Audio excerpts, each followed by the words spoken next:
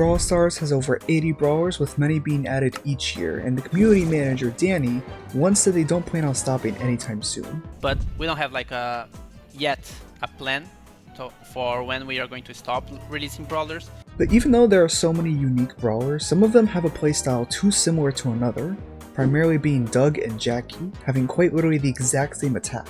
So I want to put my own spin on these brawlers, making them both more fun and viable.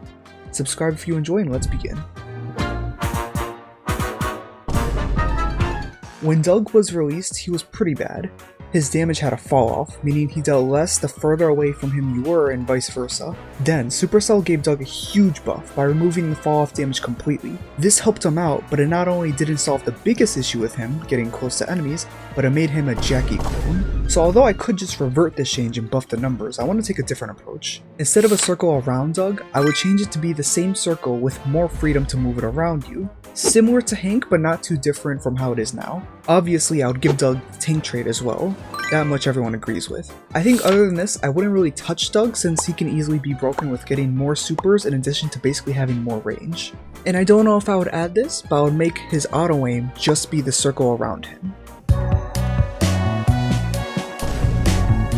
My gripe with Pearl is that her basic attack was a carbon copy of Pam from the get-go. Her super is fine for the most part, but her attack should be different. Her attack doesn't feel different because he's only uses to increase attack damage. This attack chips people down at max range or melts people at close range. But at max range, the damage wouldn't give you as much value as if it was at close range. And Pearl already has a way to deal with brawlers at close range, unlike Pam. Because of this, my change would make Heat more useful and base more of your playstyle around it. Pearl would shoot more cookies at more range the higher her heat, and less cookies with less range the lower. The extra cookies would be threatening as well, because higher heat would also determine higher randomness the cookies are shot in her cone.